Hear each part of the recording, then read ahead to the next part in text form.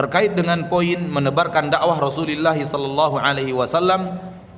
Pertanyaannya, saya bukanlah ahli ilmu dan bukanlah ustadz, tapi saya ingin membantu menebarkan dakwah sunnah Rasulullah sallallahu alaihi wasallam dengan menyebarkannya lewat media sosial. Ilmu-ilmu itu saya kopas dari artikel-artikel ustadz sunnah dan video-video nasihat dari TV-TV sunnah. Bagaimana menurut ustadz, mohon nasihatnya.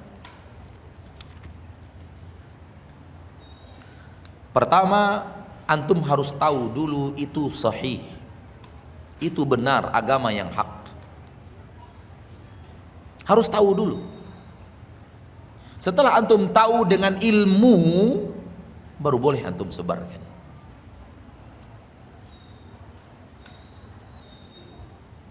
Antum harus berilmu dulu bahwa ini benar. Jangan asal ada nama di situ tertera, antum yakin ini benar. Itu namanya taklid. Itu namanya apa? Taklid. Dan ayat di dalam Al-Quran melarang antum untuk taklid hanya karena sebuah nama.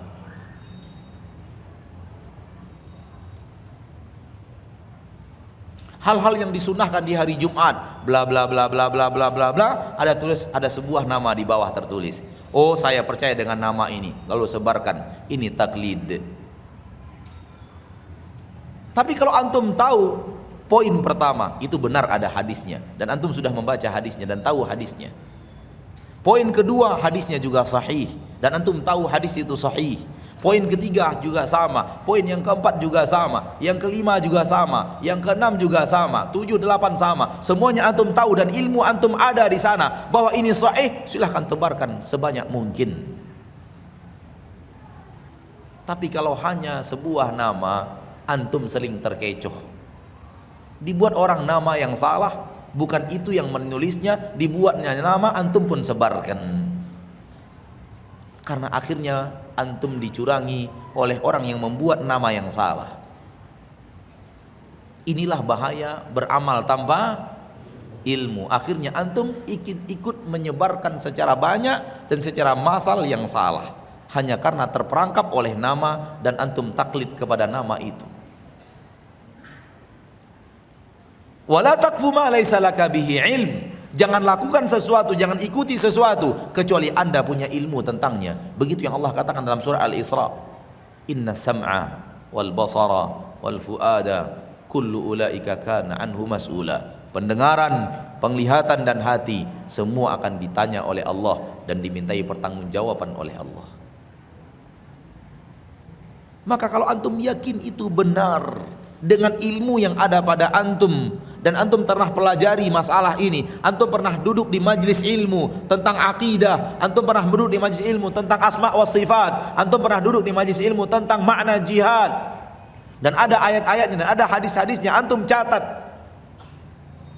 dan antum punya ilmu dengan hal tersebut, datang kepada antum bacaan yang antum punya ilmu tentangnya, dan datang kepada antum artikel yang antum punya ilmu tentang apa yang ada di dalam artikel itu. Bukan percaya kepada penerbitnya, silakan. Tapi kalau antum hanya tertipu dengan nama, jangan dulu sebarkan. Belum tentu namanya dicatut dengan nama yang benar. Beberapa kali kalimat aneh datang dengan nama ustadz-ustadz yang kita kenal berpegang teguh dengan sunnah. Kita tebarkan, kita sampaikan kepada ustadz itu dan berkata, apakah ini dari antum? Dia mengatakan, saya tidak pernah menulisnya. Berarti ada orang yang berkarya dan dia merasa dalam berkarya itu menebarkan syariat Allah, padahal telah berdusta.